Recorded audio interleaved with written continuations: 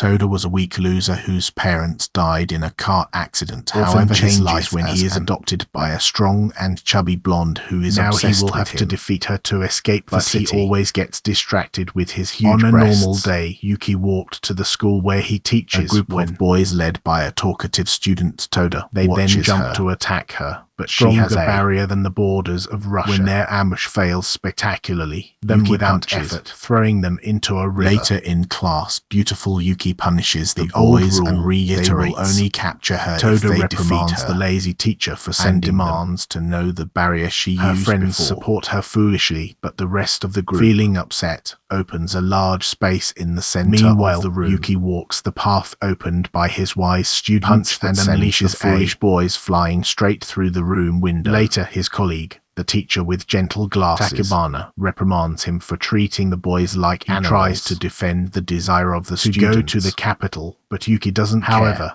the teacher with glasses persists. Yuki's marshmallows finally agree to think about it. While all their Kapangas return home, they complain about Yuki's magic chest. Toda tells her friends that they just need to practice more so that they can finally go to the capital to climb the huge tower that the boys promise to climb the tower. But Toda says goodbye. Goes to her family's grave. 2 years ago, Toda lost her parents in an accident. Her grandfather, Nag Springfield, had already died. The accident left him orphaned, but Toda is strangely happy as she made him meet Yuki, her guardian. Toda rejected Yuki at first, although she had the most exuberant body in Japan. When Yuki showed him disaster in the kitchen, and Toda had to take responsibility, brought them together. While Toda finishes his ritual, he sees the dark figure of a young man with 4 eyes. Turns into an older version of himself, wait for telling Toda at the top of the tower before disappearing completely. The stupid boy has no idea what the hell happened. That night, Toda asks Yuki to teach him magic, but she ignores him, practicing magic alone, but ends up looking like a complete idiot. She defeats the boys in their hopes of going to the capital. While they cry like children, Yuki's friend Takebana appears and offers to help them. He gives the boys a magic wand to use in magic, asking them to hide it from Yuki. But the wand doesn't obey Toda, so Takebana gives him a special bracelet. That night, while Toda thinks about the band, Yuki enters the room when she asks about the bracelet. Toda says as a gift for her and runs away embarrassed. The next day, Yuki, on her way home, the gift she got from her stupid stepbrother. Suddenly, Toda's friends appear in the scene using teleportation magic. Toda feels something wrong and runs to her. The boys use a wand to trap Yuki, hoping to defeat her at once. However, Takebana praises them for their effort and attacks, knocking everyone down in seconds. Takebana then draws weapons to attack Yuki, who tries the bracelet on her wrist prevents her magic hit by a metal rod and is in shock, paralyzed. It turns out that Takebana is a bounty hunter to kill Yuki for the price of $600 million. He draws a sword to kill her. Before he attacks, Toda appears and faces him. Takebana teleports to Toda's side and cuts his arm like a sausage. With the boy defenseless, he tries to cut Toda's head and blocks the blow with her hands. She praises Toda for the attack and thanks him for the gift. Takebana is feeling sexy tonight. He cuts Yuki into pieces like a birthday cake. Toda screams in shock, but the bounty hunter quickly stabs her in the back. While the boy faints, Yuki reprimands him for trying to give up. That he made him immortal 2 years. He can die as a human with regret, wake up as an immortal monster and save his friends. Yuki then tells him to drink her blood since there are no other options. Licks her blood off the floor like a Reddit. On the other hand, Takebana is about to kill them, but then Toda throws her disheveled arm at him. He shouts at the bounty hunter and runs, but Takebana blocks the attack and dishevels Toda's second arm. He laughs like a maniac just to see that Toda is regenerating. The boy advances again and punches the stomach. That knocks him out before fainting in exhaustion. Toda wakes up and finds herself on Yuki's lap. Her original voluptuous body to the idiot that he can no longer die. She tells the boy that she is a 700-year-old vampire and begs her to save Toda after, so she turned him into a vampire. Yuki reprimands her for making the boy immortal, but Toda thinks it's good to live forever. The next day, Toda's friends say goodbye to him while he leaves the village because they won't be able to smell Yuki's socks anymore. So the two head for the capital, determined to kill demons. While these two immortal idiots travel on foot like Ukrainian soldiers, is still confused after her recent rise in power. Yuki explains that the world population has dropped. Parts of the country are now uninhabited. Whose interest in world history is more concerned about being walking than taking a bus. Explains that she is a target known as a reward for her head. Transport is a deadly trap full of potential hunters. Despite this scary information, he dreams of the friends he will make in the city. Yuki confronts him with another hard truth. As he is an immortal being frozen in time, he will forever be a 14-year-old boy. He makes will age, have families, and die, while he remains unchanged. Even so, this idiot will take a bath in a nearby. The weight of Yuki's words finally hits him. He floats on his back, realizing that his village are already on a different path. He also realizes that his penis will remain the same size. Toda's deep thoughts are interrupted when his head on a girl's soft buttocks in the river. Master of social interaction, Toda does not releases a scary compliment about her treasures. This infuriates the stranger and turns around the sword, ready to decapitate him. Seeing the attacker and noticing that he is a beautiful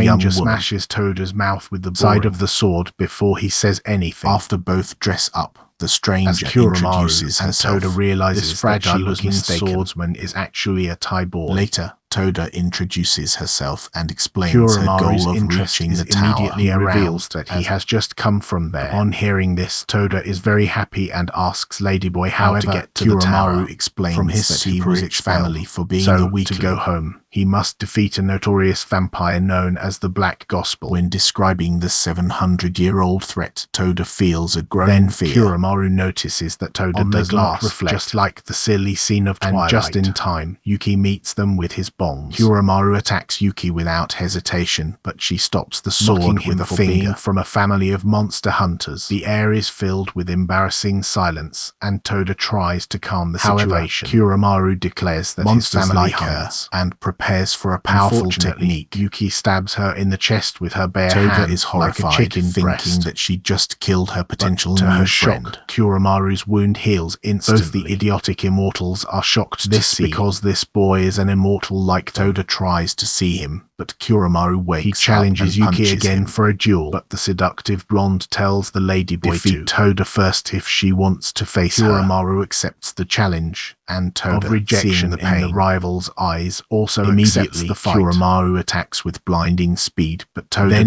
imposes a condition.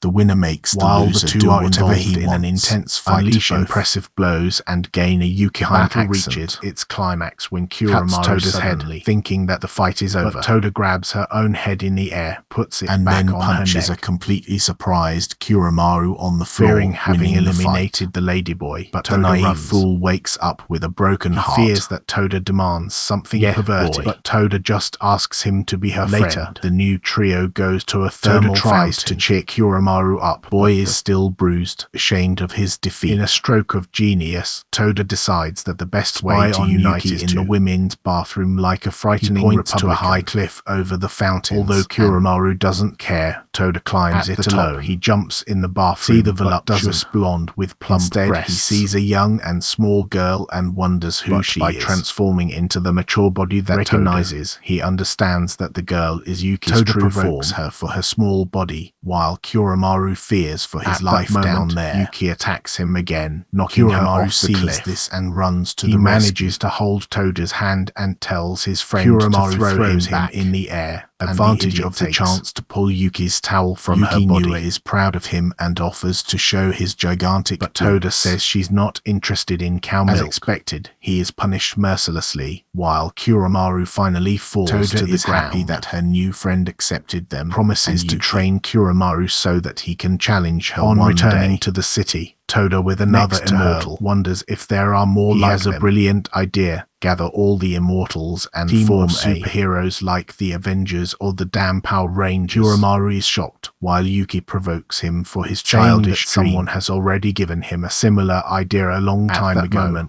A convoy of black cars arrives. One of them drives the disgusting idiot away. A girl in school uniform gets out of a car and greets Yuki with reverence. Men in black emerges, spreading a red carpet for his lady. Toda is in shock. shock, she discovers that Yuki is the head of an organization like Yakuza. Kirin gets angry with Toda for being a disgusting second-hand immortal. She wants to kill him, but Yuki calmly says to control the hormones. While Yuki drives the car, she turns to Toda and tells him that creating an organization of immortals is already a reality known as immortal vampires travel on the way to the secret base of the organization. Energy is at its peak, barely being to have his ding-dong sucked by vampires is more reserved, still processing. Flood of events that led him to this madness. Meanwhile, Yuki has a private conversation with his main subordinate. It turns out that Kirin is very skeptical. She does not hide her contempt for Toda, questioning Yuki why he would bring such a disrespectful idiot to the group, but Yuki calmly tells Kirin that both she and Toda are powerful members of the entire group. When the end of the world finally knocks on, the two can be the only ones to survive. Learning to swallow the tip of Toda is a necessity. As soon as they arrive at the huge base on the island, are greeted by a surreal vision. Paradise. Black-haired men greet Yuki with the reverence normally reserved for a goddess. The two boys are amazed by the scene and wonder what is happening. Other two members, a man with a butcher's apron and glasses called with a stupid appearance and another called Aiko, show them the place. They warn them that the Yuki holder is made up of immortals, magical beings, cyborgs, monsters, and everything in the middle. The boys can't wait to join this strange family of misfits. But of course, things are not that simple. Before they become official members, they need to pass a test. Direct.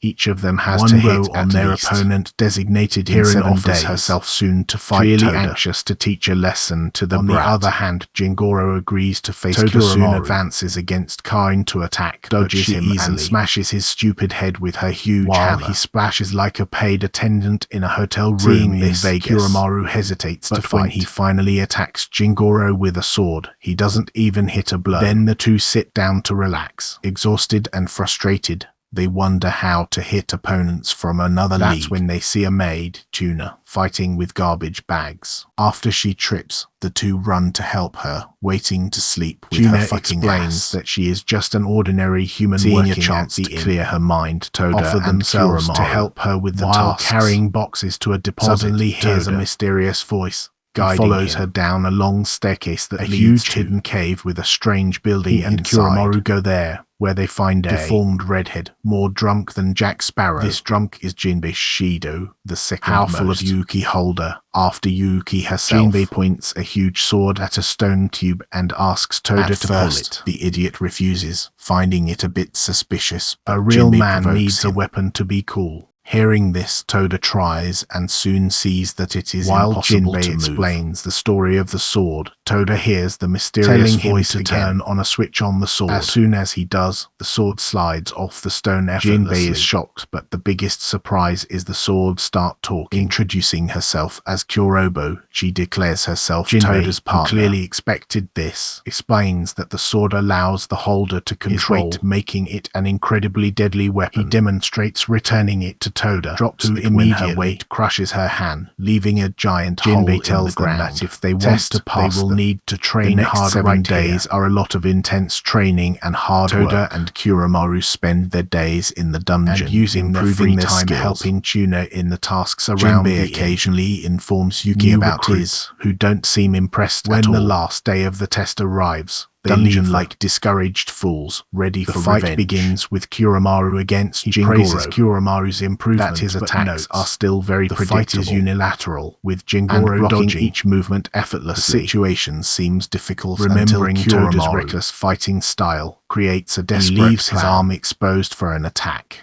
But Jingoro disarms his arm exposed, another sword, and stabs Jingoro in the back. It works perfectly. He got a hit and officially passed. On the other side of the base, Toda confronts Kyorobu. He is a much bigger threat now. He uses incredibly stupid anime-style attacks to keep the blue-haired girl at a distance. While they fight, Toda manipulates the weight of the sword and makes her stumble. He was going to make the final blow when he heard Tuna screaming nearby. Is being attacked by giant monsters that came out of nowhere. When Toda was going to rescue the little servant, stops him, telling him to wait for the right moment. She distracts the monsters, keeping them away from Tuna. Toda takes the servant to safety, where Kiromaru and Jingoro returns to the fight, increases the weight sword and hits the monsters like a meteor, annihilating them in the impact. Yuki appears with milk cartons and congratulates him. She says the test time is over. and begs for 5 more minutes to end the fight. The offer is declined, but for fighting heroically against the monsters, Toda was officially approved. With the judgment made, Yuki reveals that the monsters lower level of the installation through a hole they gives the 2,000 of the donkeys their first go down the dungeon and eliminate the rest of the monsters that fled. A hole in the ground and sends them to the where they face the horrors that await them. The next day, Yuki, the giant, calls Toda and to the office and gives them the first real mission. An easy task for stupid and disgusting beginners. The boys must accompany Karin to a city and protect an orphanage in the favor. Initially, Karin refuses the mission, but waiting to get tips from Yuki's milk cartons, she accepts. Naturally, Toda assumes that this means that he will be able to relax in the car. Preparing for the mission, he proudly says to that he will open her legs when he returns from the court. Toda's forecast is very wrong, and shortly after, Karin makes them run all the way.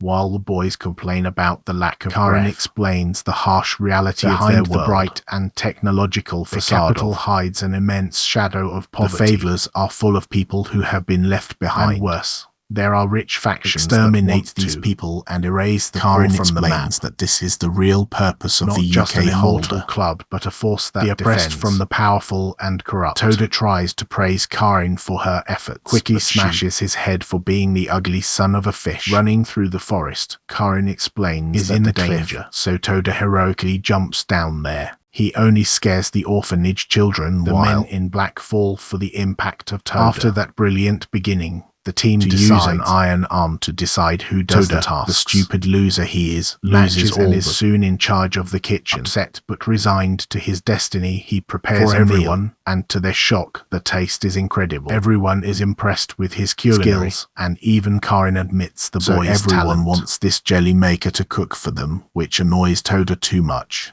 Karin smiles but tells Toda to learn the flash step and overcome the arm fall. Later, the local nun has a serious conversation with Karin and Kuramaru, all fearful that local bandits are threatening to expel them from the house. Hearing about the daily struggle and the fear with which these people live, Kuramaru convinces is the right way, reinforcing his determination to help them. Toda goes to a large open space to start his training, which consists mainly of running like a headless chicken until he wakes up a muscular soldier. The guy is irritated with the bad Toda is presenting, and suddenly tells the idiot that his form is all wrong, continues to demonstrate what a true flash step is. While Toda is furious with him, the man introduces himself, demonstrates his skills by moving so fast it looks like he's being teleported by Elon Musk. Says he is a misguided martial artist. He is surprised to learn that Toda started because it took 10 years to master the technique. Kaido shows Toda a diagram explaining that agility are the key to victory, but the idiot doesn't understand. Intrigued by his potential, Kaido promises to make him his student. Toda begins his bizarre training by cooking and eating with his feet. The girls from the orphanage laugh at this dedication. Men in black eat like hungry savages in the During training, Kaido tells the boy that he should make his legs even Toda stronger. Starts doing all the tasks using only his feet. His dedication even inspires a boy from the favela, Rookie, to practice with Kaido meets his 2 suspicious colleagues, his blind boss, Nagumo, and a man with a perverted look, Ko. After becoming a werewolf, it is clear that they immortal hunters sent to exterminate the favelers. Their attack is fast and brutal. The Yuki Holder guards are exterminated by grotesque puppets. At the same time, Karin takes a shower. Her delicious, succulent, and fantastic the guard's sister outside accompanies him. While the two talk about American politics, a portal opens on the floor and Ko ambushes her. With a barrier. Ko provokes her, impressed that she didn't fall for his stealthy attack. Get involved in a heated battle, and soon hits Karin's neck, but her skin refuses to be cut. While the girl is confused, Ko begins to tell a story. Many years ago, witch hunters tried to burn a little girl, but she didn't die at all. No matter what they did, she felt pain, but she didn't bleed. They called her the Stone Saint. Another girl appeared and took her twisting away. The dagger in Karin's body, Ko reveals that he knows that saint.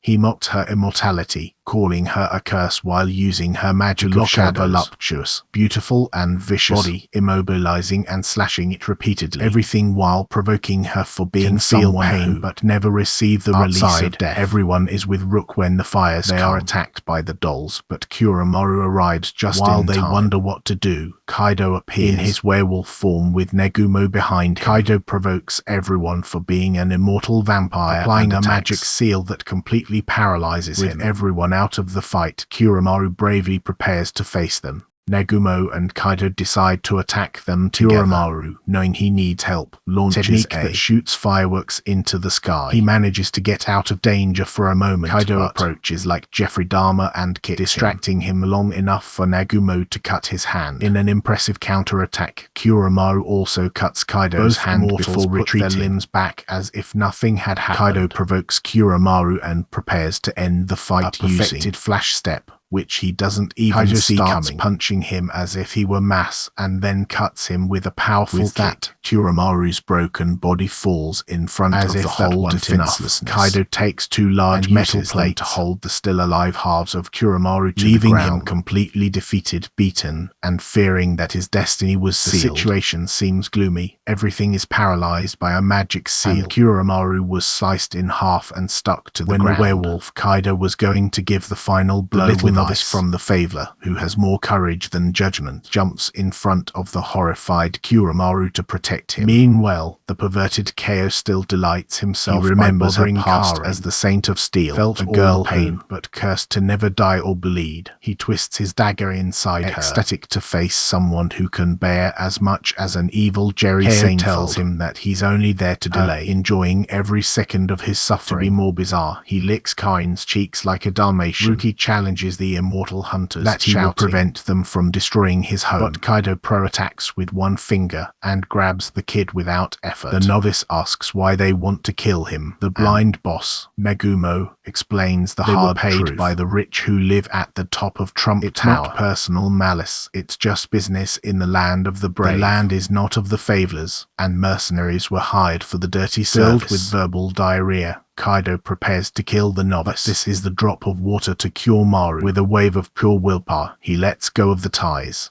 And even with his body still lacerated, he shoots forward, protecting the novice from Kaido's imminent blow. When all hope seemed lost, all that lay on the ground like a bag of potatoes suddenly rises. The magic seal is gone, and his arms are now covered by a dark and ugly handle, radiating a strange aura. He somehow absorbed the seal, and he has no idea how his enemies realize that he is much more powerful and are secretly impressed. Kaio, still immersed in his sick monologue, suddenly receives a divine whip. After incessant torture, Karin reveals the truth of his immortality. It is not a curse, but a divine blessing of love. Without a choice, she uses one of her strongest forms. She rises in the air, enveloped by light that erases the shadows around her. Then she unleashes a sacred fist, followed by a storm of kicks and quick punches that knock down the pervert on the ground, the whole scum on the other side of the city. On the other hand, Toda faces his former teacher. Kuramaru asks about his new look, but Toda only knows that he is incredibly powerful. Kaido is crazy about fights, and Toda's new power only excites him. Without losing a second, Toda advances and knocks them down with a blow. Kaido advances next, but Toda uses his new powers to counterattack and exchange blows with the werewolf. At that moment, Karin arises, ready to deal with the strongest Negumo. Seeing this, Kaido takes the fight seriously and returns to his original form. Toda asks why he hits children, and casually admits to being the Japanese Mike Tyson. It doesn't matter who or why, as long as he faces strong opponents. They start over, both moving at speeds that most wouldn't even see. Both are masters of the lightning step now, and the whole fight seems unreal. After witnessing Toda's new strength, Kaido even offers true student, but Toda refuses immediately. In response, Kaido makes a bold move, launching a fulminant judgment. The lightning step to break the sound, hitting Toda's chest and tearing his heart, which he smashes in his hand. As soon as Kaido begins to cast a seal spell to end this once black and for all, explode from Toda's body begins to gather the torn pieces of his heart, while releasing a massive wave of dark energy. Negumo explains to Karin that this is an incredible and rare magic, called Irabia Magic, risks the complete loss of his soul. Only 2 people in the world have it. Evangelist Yuki, who failed to dominate, and his disciple, Nagi Springfield, who managed his complete form. Fears that a third user may shake the world balance. Now completely dominated by power, Toda launches Kaido with brutal and unbridled strength. He throws him against a building, then advances with a swarm of attacks that scare even Nagumo. He tries to save his friend, but Karin prevents with his sword like a Caitlyn Jenner. When Toda is about to make the final blow, he suddenly hesitates, fighting to control himself. His dark aura explodes, leaving him severely wounded and exhausted. Kaido, beaten by the attack, heals from the werewolf and admits defeat, asking Toda to kill him. This little foe refuses to accept the victory, saying that it was not him who was really fighting. So they decide to solve everything with an arm wrestling. In the fight, Kaido, as he strives, sees Toda reprimands him, questioning how so much power could be used for Kaido evil. Is surprised that Toda uses only his natural strength to face pure will and just anger. Toda releases a final explosion of crushing Kaido's arm and destroying the building behind Nagumo them. Is impressed that Toda defeated Kaido without magic. Even Karin is impressed with her pure power. Kaido again begs Toda to kill him like a fetish, but the boy refuses. Then Nagumo opens a portal and leaves with the defeated Kaido and Kaio. The residents of the Favela gather to see their houses on fire. Then Yuki appears, and with a single and massive demonstration of freezes the entire village, extinguishing the fire on the spot. She praises Kuramaru for the sign of fireworks that helped them track everyone. She greets Nagumo, who sees her surprised. Toda is shocked to meet the blind mercenary chief. That night, the villagers offer a dinner to their saviors. While they eat, Yuki explains to Toda the meaning of inheriting the Irabia magic. After all, they share the same blood. While the children in the favor call the Yuki-holders to know that, from the shadows, a mysterious drone watching the scene unfold from the top of the tower. Kuramaru is at the Yuki-holders' base, in charge of returning Toda's sentient sword, Gyorobo, safely to Toda's room. Seeking to understand the dark power that his friend manifested, asks the sword if it knows anything about Irabia magic. Gyorobo avoids the question, pointing out that he noticed Kuramaru's intense feelings for Toda's thin back. This hits Kuramaru like a physical blow. Twisted and embarrassed, he immediately denies and nails the sword to the ground. Then he runs away from the scene in total embarrassment, leaving the sword to organize his thoughts. Kuramaru's gaze falls on, smelling the armpits of the tuna maid. Toda examines, excited, a boat that Yuki built with Sakata. Impressed by her expertise, he accompanies her, anxious for a ride.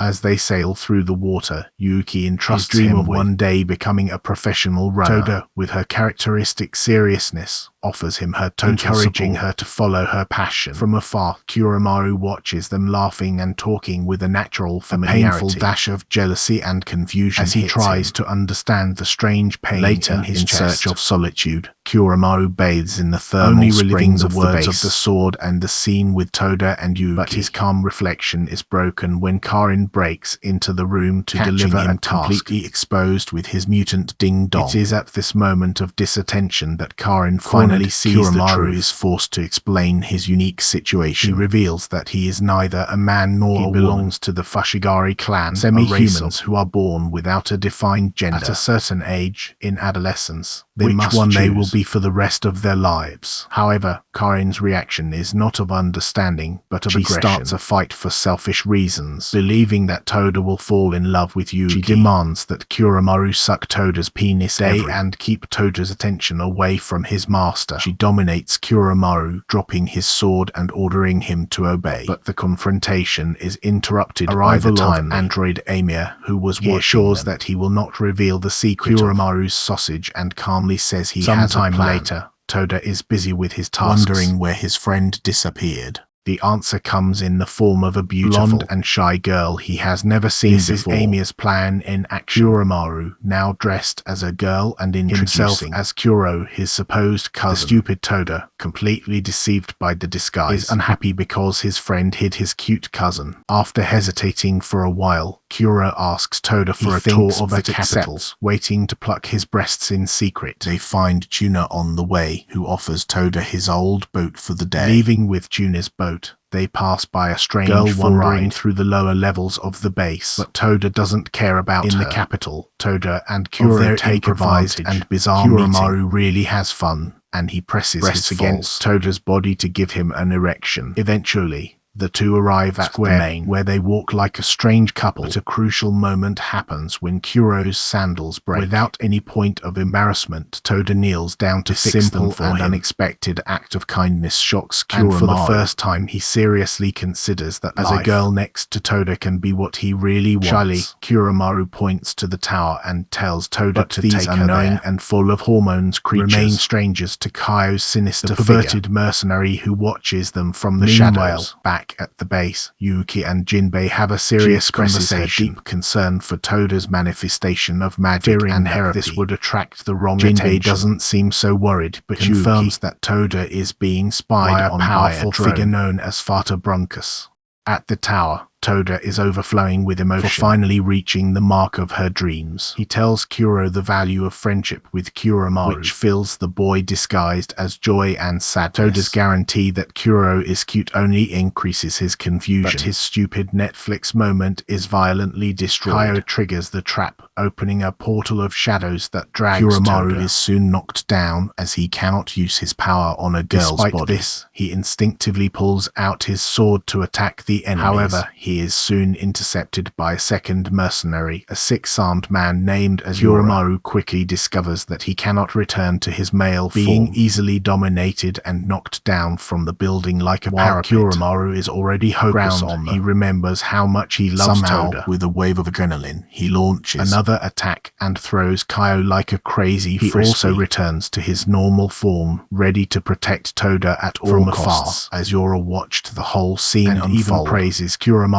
for his effort. Before Kuromaru can prepare for an attack, police officers arrive. At this moment, Toda wakes up and the fool does not know about Kuromaru's female form. He soon asks what happened to Kuromaru lies quickly, saying he took his cousin to a safe place. He then reprimands Toda for his weakness. Internally, Kuromaru resigns himself Toda's only friend, no matter how he chooses. Toda makes things worse by saying that he parts of Kuromaru's cousin's body and abuse her as a toy. Back at the Wilkie Holder headquarters, the girl from before, Kiri, is seen playing alone. The android finds the girl busy doing a sand ritual. When he asks if there is a special occasion, Kiri raises his eyes with a sinister look. Replies that the special occasion is just beginning. In the busy Wilkie Holder headquarters, Kuromaru aside, questioning him about the meeting while with Kuromaru hesitates. Karin asks why he did Kiri's disguise as they had planned. The technological Amiya presents the shy and scared Kiri to Toda, girl, intimidated by her own shadow, for a private meeting with the stupid idiot. When they reach an isolated corner, Kiri's posture changes, gets rid of her shyness, as Caitlyn Jenner got rid of her penis. Hardens in cold authority. She tells Toda to sit down, declaring herself superior and holder of Yuke and demanding respect. When the boy gets confused, Kiri tells him like a dog, and he does, hesitating. When he, rightly, questions his sudden mastering tricks, Kiri tries to kick him in the face. Despite wearing her underwear, Toda grabs by the hair and controls her hormones. The girl claims to have the right to kick him 5 times. Toda supposedly failed to save her on 5 different occasions. Confused, insisting that this is the first time they even before Kiri can explain this bizarre accusation, a shadow quickly passes through the wall. Tichao, the crazy pervert of the favor, and cuts Kiri's throat with lightning speed. While Kiri falls, bleeding, she extends her last act is to hold his hand. The boy is terrified and tells Kiri to open his eyes. Toda wakes up with a leap back to the base. He wonders if it was all a dream, but then sees Kiri alive, which immediately arrests him for his great stupidity. At this moment, Maya and Karin appear, ready to take Kiri, and get confused when they see Toda in the castle. Idiot almost told Kiri's secret. She stepped hard on his foot to silence him. On the boat back to the capital, on the island of Jeffrey and Maya talk about the rumors of Kiri's mysterious power. His power is not magical, but prophetic. On the other hand, Toda has the same question. Kiri explains, hesitating, how her ability is a power called Save and Restart. By performing a ritual with sand, she creates a save point,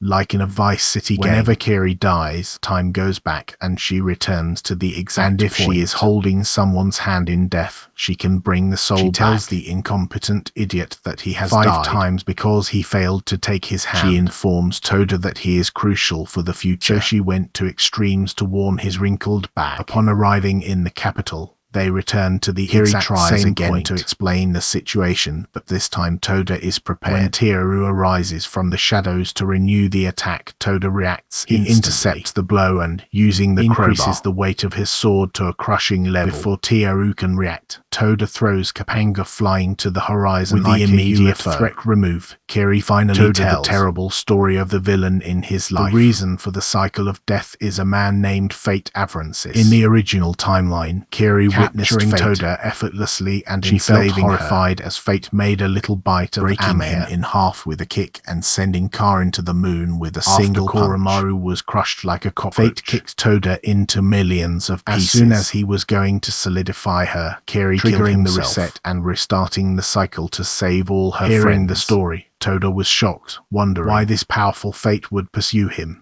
But the conversation is interrupted by Amaya and Karin, who heard now everything. Understanding the nature of Kiri's ability, tries to reveal her powers, but the girl prevents her. Amaya explains to the incompetent idiot that such powers are secret for a reason. In the wrong hands, Kiri could be used as a weapon, exterminated to go back in time for the benefit. Toda finally understands the situation and assures his friends would never take advantage of her. Although the girl feels skeptical, Karin and Koromaru all guarantee Kiri's safety. This gives her a new confidence in her colleagues, still puts it all in her head as an act of love. With the truth exposed as Kennedy's head, Kiri exposes her plan to capture the event. She knows exactly how and when the enemy will arrive. Kiri explains that he has already prepared a new underground dungeon of Yuki's plan is a high-risk trap. Toda will be the bait to attract Fate from the hideout with a powerful orbital laser. Karin and the others will face Fate's allies, giving back support. In the confusion that follows, Kiri and Koromaru Kiri's only goal is to touch Fate. As soon as she does, she will kill herself and everyone, including the target, to the save point where in the dungeon. Will wait to arm the final trap.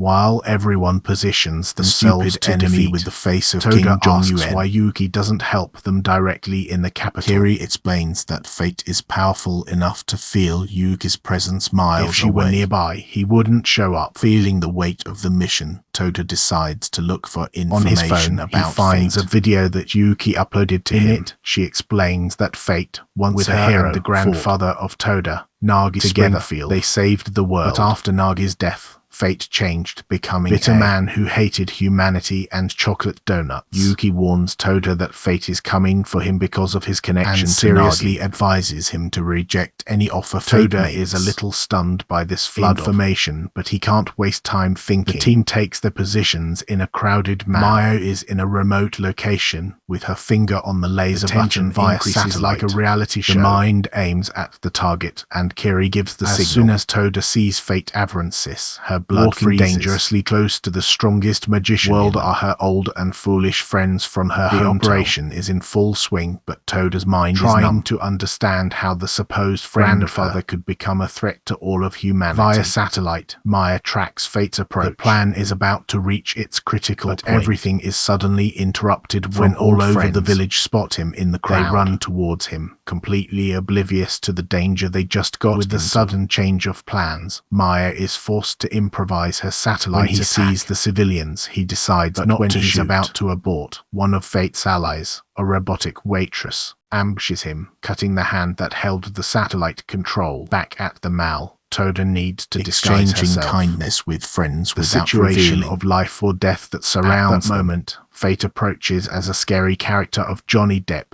He calmly introduces himself as Toda's grandfather's friendly way is a fine veil over a frightening threat. He makes it clear that he knows everything about his ding-dong, his new allies and even his friends from the village. While Toda tries to save his friends, Fate gives him an ultimatum to destroy the Earth voluntarily, annihilate everyone at the mall without thinking twice. Kiri, watching from her hiding place, is furious that the perfect plan has been in vain. But instead of retreating, Toda makes a bold move. He refuses Fate's offer and decides to challenge the white-haired one, taking out his beloved sword like a sausage. When Fate insults Yuki, Toda shouts, "There is a terrorist with a bomb at the mall," causing panic in the civilians. In that second of confusion, Karin attacks Fate from behind. While he gets distracted, Toda enters, striking Kurobo with all his strength. Fate blocks the blows of both with a magic shield, but Toda, in a desperate play, increases the weight of the sword to 500,000 and stretches the barrier. The moment the barrier breaks, the rest of the team comes into action. Amaya, after dealing with the attacker, retakes control of the remote and fires the orbital laser at While Fate. The massive beam of energy descends, with Kiri on his back to the final phase of the plan. While Fate fights to absorb the immense power of the laser, Kiri manages to grab him like a little child trying to suck on his mother's breasts. But as soon as she turns to reach the others and pull them to the restart, her body turns to stone. The plan failed in the last second possible, causing a sinister smile on Fate's face. With his key player down, the team thinks of retreating, but Toda refuses to give up. He sees that Fate has suffered serious damage and has lost part of his power. Their only chance.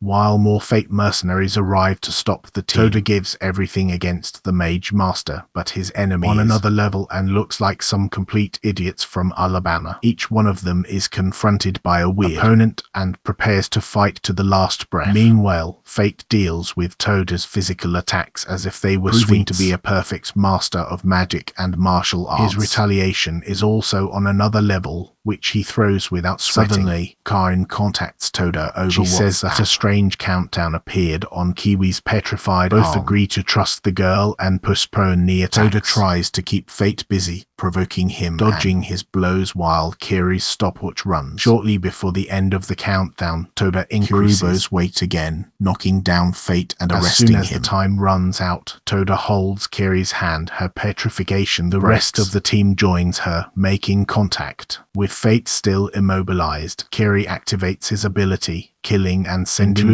the enemy back to the point of salvation in the underground dungeon. There, Fate meets Yuki after 20 years. Just seeing her makes him tense and he prepares to. But deep down he knows the fight is over. Destiny admits defeat and to be freed. Question from each one, as in a Comedy Central auditing program. Emiya is not interested in family fights and asks Destiny about her plans. Without hesitation, Destiny reveals her true goal. He wants to use Toda's power to save Negi, which he claims would save the 12 million people in the solar system. Karin, in a moment of pure jealousy, asks who Negi loved more, her or Yuki. However, before Fate answers the silly question, Yuki threatens him with ice and he avoids the subject as a toxic girlfriend. Kuromaru then asks how urgent is his need for Toda. Fate replies that it is not urgent, that is, Toda does not need to follow him Toda's turn. He praises Fate for not being as bad as they, then asks the question that amazed him. Are you responsible for the death of my parents? Everyone in the dungeon is shocked. Fate faces him and says yes. At this, Toda's aura explodes and the Ereb magic appears. He promises to defeat Fate like the protesters in Nepal, but at that moment the magic seal on his body activates. A ghostly vision of Negi Springfield appears. Tota recognizes him as the man of his vision in the Negi's hologram tells Tota not to believe what Fate said, explaining that his actions, however distorted they may seem, were to protect him. At this moment, Yuki telepathically orders Kuromaru to destroy the device in Tota's body that projects the image. As soon as Negi is about to reveal the whole Kuromaru finds the spell on Tota's shoulder, making the hologram disappear in the air, leaving Tota with more questions than answers. The next day, Karin and Kuromaru are relaxing, but Kiri is in a bad mood. Furious that after all the effort she made, and of dying Yuki simply let the fate of Harmkus escape like OJ. She is also angry that she couldn't even see the celebrated, incompetent and stupid On hearing this, Karin provokes her. She is really upset because she is in love with Tota. He protests, but of course Karin hit a sensitive point between her legs. Meanwhile, the idiot in question chases Yuki like a lost puppy, filling her with questions about Negi Springfield. He is still shocked by the revelation that his grandfather is not in the mood to talk. She completely ignores him,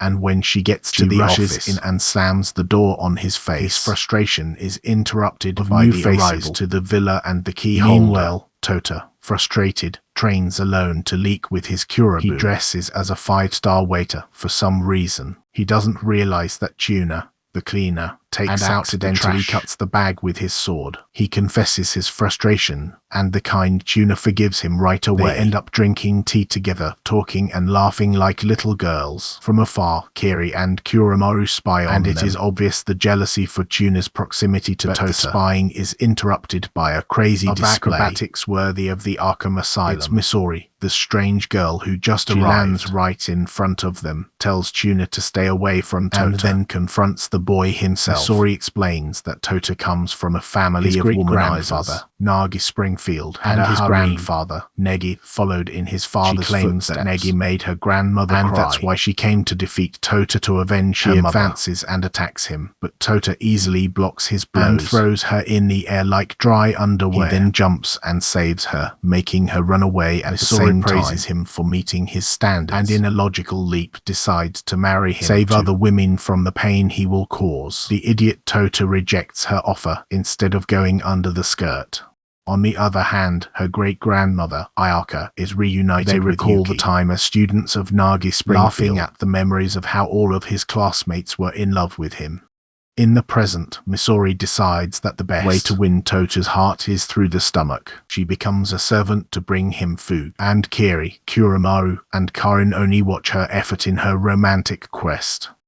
Tota likes Misori's meal, and when she sees the Atajoras in her hands, she realizes that she cooked it herself. Karin provokes Kiri to love Tota again, but then gives her and Kuramaru a hard lesson about the situation. She says to give up. Tota is a pervert and will always choose a girl with furry reproductive organs instead of an immortal one. At this point, Emiya appears as the solution to their romantic problems. He explains a local legend, a spell of where someone falls in love washing their back 50 times. They doubt it, but Emiya intrigues them by threatening to share the information with Misori and Yuki, who have furry organs. Later, Emiya and Tota took a bath in the thermal springs. Clearly rolling, tells Tota his life story. He had an accident in childhood and has been in a coma for more than 70 years. That her consciousness went to the android body. While telling the story, the girls, full of hormones, prepare to act. Karin is the first to arrive. She intimidates Tota and forces him to turn while rubbing him with a hard brush. But before he goes far, Kiri jumps and kicks her, and the two start arguing. They see Yuki scratch and rub Tota's back, but Misori doesn't let her finish. A total war breaks out, with the girls competing to rub their disgusting and muddy backs. Seeing the friend in trouble, Kuramaru appears and saves the young and impetuous. His rescue lasts short as Kiri and Misori jump in the middle of them. Tota's weak sausage is thrown in the pool. While the girls in love fight, Yuki joins Tota in the pool. She asks about the emotion, and explaining she herself starts rubbing her back. While doing this, she finally apologizes for the cold behavior, admitting that she was going through a difficult moment. The girls watch defeated when they realize that Yuki won the battle for him without effort. Later, Tota finds Yuki in the docks for a real conversation, like she in a mafia movie, in her true younger form, which disturbs him a little. He asks if she is in love with Neg Springfield, and she confesses that then tells him the complete and complicated truth. The Neg he saw in the cave before wasn't really his grandfather. 20 years ago, Negi defeated a powerful dark wizard called the Beginner Battle with that silly name and saved the world. But in the process, Negi was possessed by the wizard. She and Fate try to save him since their different methods put them in conflict. Tota then mentions the parents, reminding Yuki confessed to having eliminated him. She looks at him with a sad expression and says that what Fate said wasn't true. His parents didn't die in that accident 2 years ago because he never had parents. Tota wasn't born like the other people. It turns out that this stupid boy was created in only 2 years ago using genetic data from Negi Springfield. Not only connected to his grandfather, he is a clone of Negi Springfield. In the silence of a shocking revelation, Tota sits in a depressed room.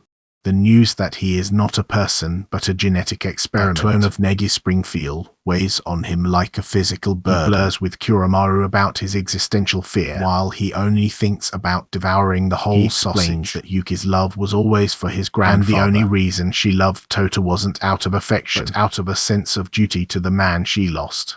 The very basis of his life, his connection to the one who created him, now seems like a lie. Kuramaru tries to cheer up his friend, the poor guy still tries to digest everything. However, Their dark conversation is abruptly broken when into the room like a hurricane with Kira behind her. She declares that the perfect way to overcome an identity crisis is to the Mahora martial arts tournament. Before Tota can protest, he sees himself melancholy and going towards the city. Meanwhile, on the other side of the base, quiet conversation with Ayaka, Misori's great-grandmother. She confesses that she told Tota the truth about her shortly after. The group walks through the crowded observing the fighters and feeling the chaotic energy of the tournament. The vibrant environment begins to act, and Tota leaves to find out how to register. Seeing this, Kira and Kuramaru are jealous, as Tota gets very close to Misori. Unfortunately, Tota is disappointed. The tournament vacancies are already filled. He tries not to give up, promising to try again next year. At this moment, the old Ayaka comes out of nowhere, accompanied by two more former Nigi students, Mana Tatsumiya, the tournament director, and Chachimaru, a stoic android.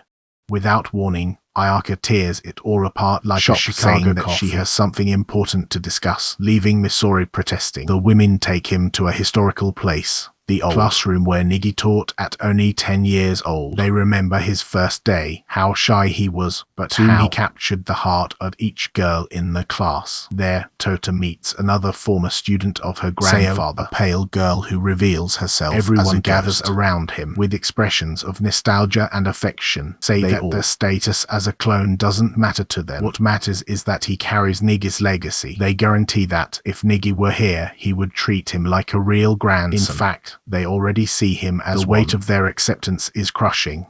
Yeah, getting off the wheelchair gives him a but disgusting hug to feel his flaccid Tota realizes she has a family she didn't know. Mana receives a call from the tournament. A fighter was seriously injured and had to. They need a last-minute replacement. Hours later, Tota enters the battlefield under the applause of while his friends shout for help from the stands. In front of him is a hooded opponent. Cutlass looks like a classic anime villain determined Gongo roars and the fight begins quickly. Tota advances, swapping quick blows. That the opponent is much stronger than expected. On the side, Seo and Kuramaru start to worry. They feel that Cutlass has radiated a dangerous blood far beyond normal for a competition. Meanwhile, Mana will see the injured fighter who gave up and discovers the shocking truth. Cutlass was the one who took him out just to steal his battlefield. Tota is fighting to hit a clean blow. Cutlass beats him in every way, using a combination of brutal strength and powerful elemental magic. Then the fight gets personal. Cutlass provokes the moderator of the Discord long before cutting him in half. And Kuramaru scream his name while Misori but Tota does not stay on the ground. He gets up, boiling with anger, while the dark aura, the power of Arabia magic, dominates him. He attacks again, but Cutlass counterattacks effortlessly. Now Cutlass makes magic swords rain, holding everything enchanted blades that nullify his magic. Stuck, Cutlass provokes him, calling useless and saying he'll never be up to the real Negi. When his spirit is about to give in, hears his friends screaming from the stands. The voices give him strength to resist. He frees himself and hits a strong blow to the face. Tears off his hood, revealing that his mysterious and powerful opponent is, in fact, a beautiful Cutlass girl. Ignores and says he would kill him, but time runs out. Negi Springfield descends from heaven, intervenes and says he came to take the girls who knew him get excited, but Mana and the others panic. They know it's not Negi, it's the creator of life to manipulate. Negi tries to convince everyone who needs to save the world, but that sounds too gay. Before things escalate, Yuki makes her big entrance. She breaks the barrier between the battlefield and the crowd. She reveals the truth.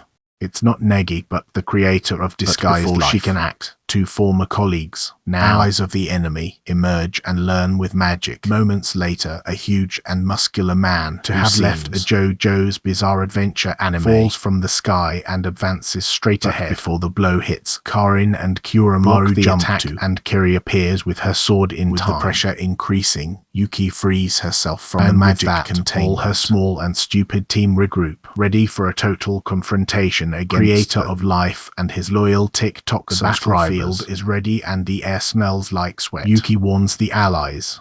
It's not just any fight.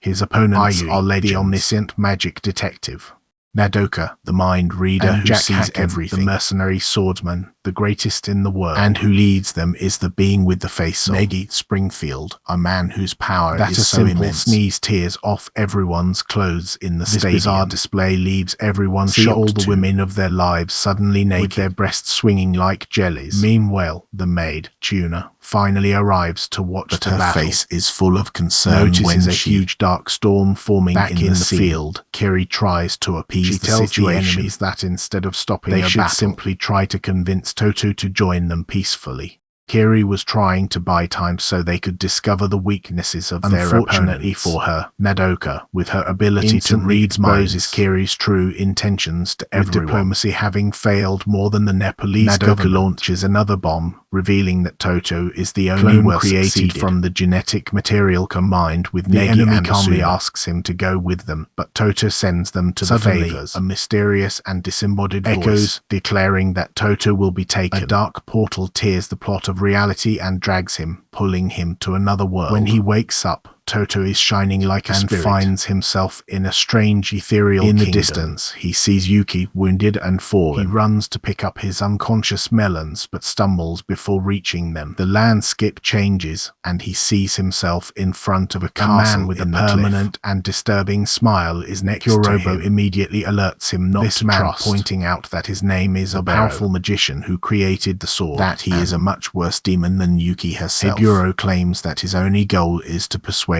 everyone to join Negi's group. To show him a glimpse of the past. In this vision, Toto sees Yuki centuries ago, falling from that same castle. She is saved by a beautiful redhead, Negi Springfield. Negi's father watches Yuki fall madly in love with his savior, following him everywhere, refusing to leave him, like Melania Trump. The memory then changes, and Albero takes him to another timeline 15 years later. When a 10-year-old Negi became a teacher at the academy, Toto sees Yuki, who is happy to meet Negi's son, and she quickly welcomes the young boy. He sees Yuki become his teacher, sometimes treating him like having him lick his feet until Asuna intervenes. Toto watches their bond grow, and finally kiss each other like in those cheesy movies. The memory of a happy Yuki fills Toto with joy, and he thanks Albero for showing him. The magician casually admits that everything he just showed him was a lie. While Toto tries to process this, Yuki notices him and walks in his direction. Before she can say a word, a woman wrapped in a dark appears behind her and haunts her in the shadows. This woman is the personification of evil, of the magician, also known as the creator of life. Taking advantage of the moment, Albero attacks by surprise, spears to Toto's back while distracted by his pubian hairs. Albero uses a gravity spell to trap Toto to the ground of life. Without hesitation, breaks Yuki, trapped in the middle. Even when wounded, Toto refuses to give up. He crawls on the ground. The creator of life tells him that there is only to save her, to go with her and accept her destiny. Toto finally reaches Yuki and holds her in his arms. With tears in her eyes, she tells him only that she wanted someone forever under the blue sky. A painful reminder of her lonely immortal life. Toto promises to always be with her, and deviating from the creator's attack takes her to a safe place. As soon as they stop, she explains that in a world created by the creator's imagination, the creator can bend reality as she pleases. Even so, Yuki has one last trick. She summons magic seals, forms a barrier, and the two launch a direct attack. However, the creator of life changes her form like Dwayne The Rock Johnson, alternating between hers and Nadi and Negi's to mislead Yuki. This mental war makes her lower her guard. At the same time, the creator of life ability that takes Toto out of the fight. He is hit hard and suddenly sees himself in a hallucination by a group of girls who try to drag him into a red ocean. As he sinks, a new girl appears and breaks the illusion. Her name is Asuna, and she introduces herself. She explains that while the creator of life with his mind, she managed to infiltrate as a signs happily for Yuki, who from also freed himself along with the rest of the team. Asuna explains that although it looked like they were trapped less than a second past in the real world, she turns to Toto and tells him that at the bottom is the power to defeat the creator of life. To unlock it, he has to survive 37 complete seconds against her in battle. With a clear goal, Toto and the team return to reality. Soon, everyone separates and launches a coordinated attack on the enemies. With the information provided by Asuna, eliminate the weakest opponents in the Middle East. At the same time, Toto ignores everyone else directly against the creator of life, fixed on her while the final battle begins. With the words of his grandmother echoing in his mind, determined to fight for 37 seconds. He advances directly against the creator of life, his grandmother through the hallucination. However, his words are swallowed by the haunting power that emanates from Negi's body. Just when things start to appear hopeless, two swords burst into chaos to save the day. Like any other happy Yuki and Fate arrive, jumping to support Toto. Fate does not waste time and launches a complex and powerful spell. The world around him dissolves, like my work, and the spirits of the four, Toto, Yuki, Fate, and the possessed taken to a serene spiritual plane, the true self of Negi, who emerges as his child version. During this surreal encounter, Fate exposes his creator of life and saves the world. His goal of using Toto's unique power not only to free Negi immortality to everyone in the solar system, ending suffering forever. The true Negi hears with deep sadness in his eyes and admits that the bold plan can really work, but he also reveals the terrible cost. For this to be successful, his own soul, now deeply linked to the creators would have to be destroyed. Taking advantage of the little precious time, he wraps his arms around young Negi like grabbing his version that still remains. Negi offers Toto final words of support. Suddenly they are all violently pulled back to Earth. The battle starts again with total strength. The creator of life, furious with her boldness, enters a new and terrible transformation. Fate and Yukiheim launch a joint attack, combining their most powerful sealing spells. But she dominates them easily, knocking them down without the slightest effort. Not even Toto is spared.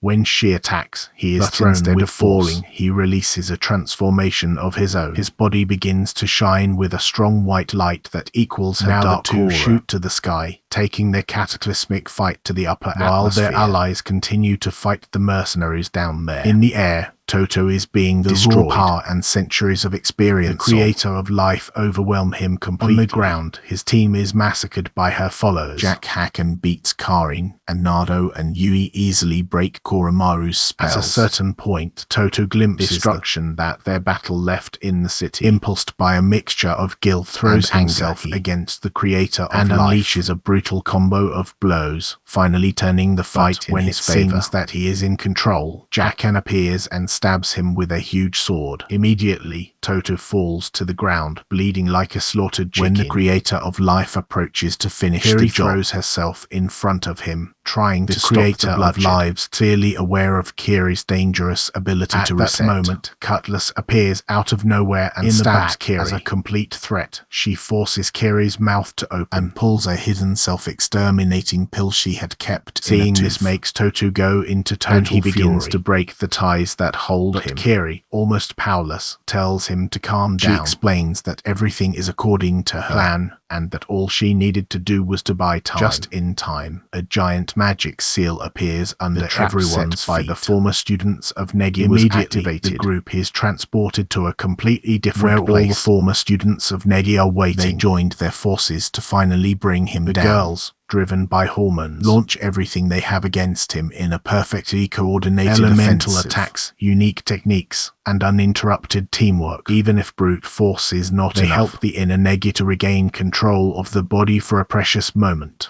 At that moment, Suna arrives and spreads illusion, bringing everyone back to reality. She approaches Negi, and he recognizes immediately, proving that part of him is still there. Unfortunately, this fairy tale doesn't last long. Soon regains control and announces that she will masturbate in the defeat for now, but before leaving, asks everyone to meet her at the top of the Great Tower. She and her followers disappear in a flash of light, while Jinbei and the other agents of help to rescue civilians from destruction. The immediate crisis is over. At the secret base, Toto confesses to Yuki and asks her to marry him. However, Yuki rejects him, claiming that he doesn't need anyone to protect her. The other girls who were spying witness this bold proposal and the humiliating rejection. They immediately turn against Toto for having the audacity to ask something so absurd. Despite the rejection, Yuki secretly feels hounded by the proposal, making it clear that she also wants a piece of that whole meat. If you want us to cover the second season of this anime, comment melons below. Until then, subscribe, like and share this video.